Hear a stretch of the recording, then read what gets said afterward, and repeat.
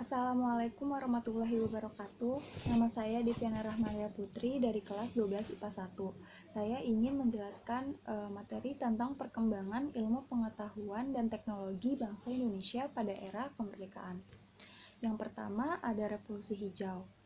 Revolusi hijau adalah perubahan besar dalam cara bercocok tanam dari cara tradisional menjadi cara modern, sehingga dapat meningkatkan hasil produksi pertanian.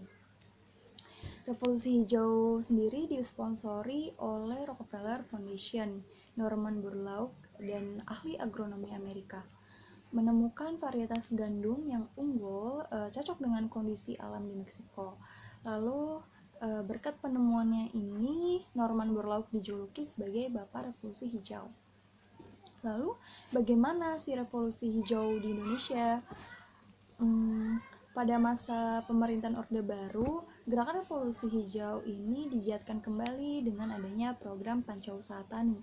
Selain adanya program Pancausaha Tani, pemerintah Orde Baru juga memulai gerakan transmigrasi dan pelita. Selama masa pemerintahan Orde Baru, program pelita sudah dilakukan sebanyak 6 kali sejak tahun 1974 sampai 1988. Dan pada masa reformasi dilakukan beberapa upaya revolusi hijau, antara lain dibentuknya gerakan mandiri atau yang disingkat dengan GEMA. Itu termasuk gerakan mandiri Hortikultura Tropika Nusantara atau GEMA Hortina, menuju ketahanan hortikultura dan peningkatan produk pertanian padi dengan menggunakan sistem of rice intensification atau SRI. Lalu revolusi hijau ini juga memiliki dampak positif dan negatif. Berikut adalah saya akan menjelaskan dampak positif dan negatif dari revolusi hijau. Yang pertama dari dampak positif yaitu mendorongnya varietas unggul di bidang pertanian. Yang kedua, mendorongnya penggunaan teknologi pertanian di kalangan petani. Yang ketiga itu meningkatkan kemampuan sumber daya manusia dalam bidang pertanian. Yang terakhir itu menciptakan kestabilan ekonomi terutama di sektor pertanian. Selanjutnya saya akan menjelaskan dari yang dampak negatif. Yang pertama adalah petani yang belum siap dengan kemajuan teknologi akan tertinggal dengan penggunaan ilmu pengetahuan dan teknologi di bidang pertanian yang baru. Terus yang kedua adalah penggunaan pupuk terus-menerus juga bisa menyebabkan ketergantungan petani terhadap penggunaan pupuk. Begitu juga dengan penggunaan pestisida yang justru mendorong munculnya hama jenis baru. Nah, yang kedua ada teknologi transportasi. Di teknologi transportasi ini terbagi menjadi 3 macam, yaitu sistem transportasi darat, sistem transportasi air, dan sistem transportasi udara. Yang pertama ada sistem transportasi darat. Pada 28 September 1945, pengelolaan kereta api diserahkan sepenuhnya oleh pemerintah Belanda kepada bangsa Indonesia. Pada tahun 1953 terjadi desalinasi perkeretaapian di Indonesia, dan pada tahun 1963 semua kereta api pabrik di Indonesia dikelola oleh Perusahaan Negara Kereta Api atau PNKA. Pada 1973 PNKA berganti nama menjadi Perusahaan Jawatan Kereta Api atau PJKA. Pada tahun 1991 PJKA berubah menjadi Perusahaan Umum Kereta Api atau Perumka. Perumka kemudian berubah lagi menjadi PT atau Persero Kereta Api Indonesia. Pada 31 Juli 1995 pemerintah meresmikan penggunaan kereta api ekspres Argo Bromo dan Argo Gede yang mempunyai kecepatan kurang lebih 120 km per jam. Dengan menggunakan kereta api ekspres tersebut, perjalanan Surabaya-Jakarta yang sebelumnya ditempuh dalam waktu 14 jam dapat disingkat menjadi sekitar kurang lebih 9 jaman aja. Adapun Argo Gede melayani rute lintas Jakarta-Bandung dengan lama perjalanannya hanya 2,5 jam. Lalu ada sistem transportasi air.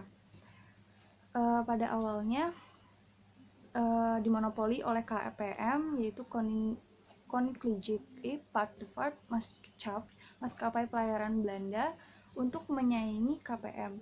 Pada 5 September 1950 didirikan penguasaan pusat kapal-kapal atau Pepuska. Namun karena tidak mampu atau kurang mampu bersaing dengan KPM, Pepuska pun bubar.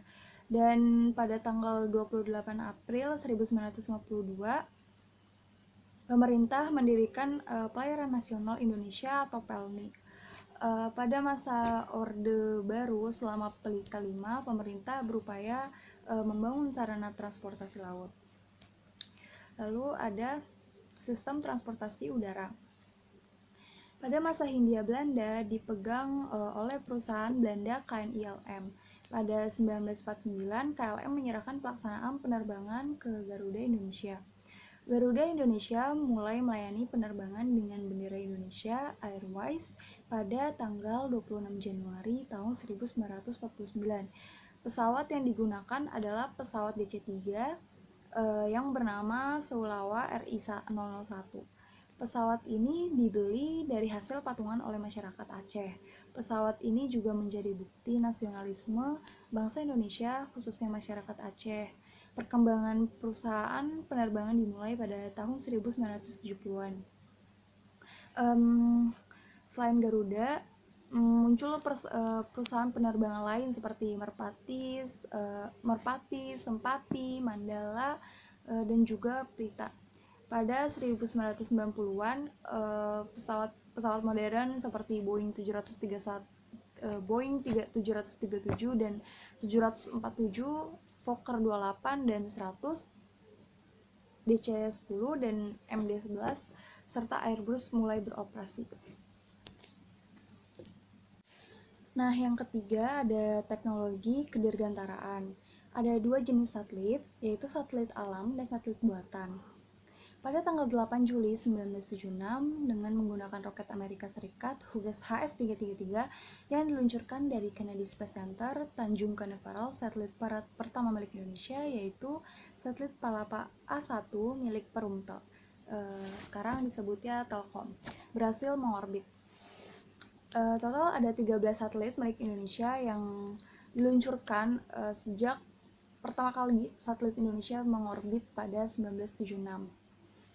Tokoh perintis penerbangan Indonesia adalah Nurtanio Pringgodissuryo dan pada tahun 1947 bersama Wiwi Kosopono, Nurtanio membuat pesawat layang atau glider Zogling NWG atau Nurtanio Wiwiko Glider. Dan pada saat A.H. Nasution menjabat sebagai Menteri Keamanan Nasional, didirikanlah Depot Penyelidikan, Percobaan, dan Pembuatan AURI. Depot itu selalu berubah menjadi Lembaga Persiapan Industri Penerbangan atau LAPIP. Setelah kematian Nurtanio pada tahun 1966, LAPIP berganti nama menjadi Lembaga Industri Pesawat Terbang Nurtanio atau LIPNUR. Pada tanggal 26 April 1976, PT Industri Pesawat Terbang Nurtanio atau IPTN secara resmi didirikan dengan B.J. Habibie sebagai direktur utamanya. Pada 11 Oktober tahun 1985, PT Industri Pesawat Terbang Nurtanio atau IPTN berganti nama menjadi PT Industri Pesawat Terbang Nusantara IPTN. IPTN kemudian berubah nama menjadi Dirgantara Indonesia pada 24 Agustus 2000. Pada tanggal 31 Mei 1962 dibentuk Panitia Astronautika. Panitia Astronautika merupakan salah satu panitia teknis Dewan Penerbangan.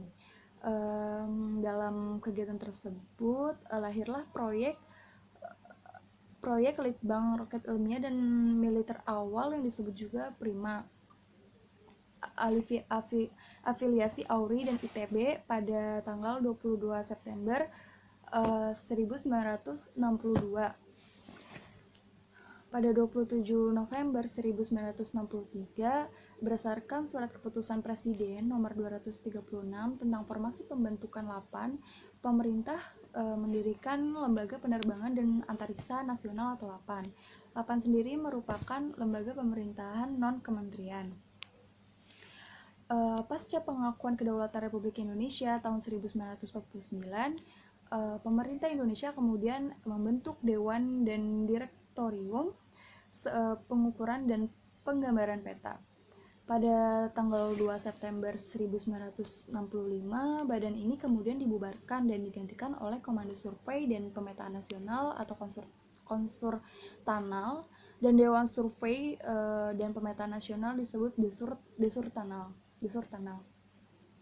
Pada 17 Oktober 1969, pemerintah kemudian membentuk organisasi Bakausurtanal, yaitu Badan Koordinasi Survei dan Pemetaan Nasional. Nah, yang keempat itu ada teknologi informasi dan komunikasi. Telegraf pun dimulai digunakan pemerintah Hindia Belanda untuk memudahkan komunikasi Batavia Bogor pada tahun 1855. Sementara itu, teknologi komunikasi berupa telepon lokal sudah digunakan terlebih dahulu pada tahun 1882. Pada Juli tahun 1909 di Jakarta ada surat kabar mingguan namanya Bumiputra yang dipimpin Sultan Muhammad Salim. Medan Prijaji di Bandung yang munculnya hampir bersamaan dengan lahirnya Budi Utomo. Radio pertama yang ada di Indonesia adalah Batavia Radio Vereniging atau BRV pada tanggal 16 Juli 1925. Pada masa pendudukan Jepang membentuk Badan Pengawasan Siaran Radio yang dikenal dengan nama Horokanri Kyoko. Sultan Syahrir berhasil menyadap siaran radio sekutu dengan kemajuan teknologi informasi dan komunikasi tentang berita kekalahan Jepang dalam Perang Asia Pasifik. Setelah proklamasi kemerdekaan, berita kemerdekaan Indonesia disebarluaskan melalui siaran radio Hosokanri Kyoko. Selama Agustus tahun 1945, angkasawan Indonesia atau sebutannya untuk penyiaran radio terus mengumandangkan proklamasi ke seluruh penjuru tanah air dan dunia. Pejuang radio yaitu Yusuf Ronodipuro tercatat sebagai salah satu angkasawan yang berhasil mengudarakan berita proklamasi melalui radio milik Jepang. Pada masa Orde Baru, Televisi Republik Indonesia (TVRI) dan RRI dirancang untuk membentuk identitas bersama rakyat dan negara. TVRI itu juga menyiarkan acara ke seluruh penjuru negeri untuk membangun persatuan melalui media.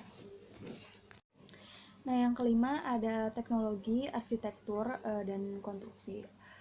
Setelah proklamasi kemerdekaan, teknologi arsitektur Indonesia berkembang pesat dengan munculnya bangunan-bangunan bercorak kontemporer.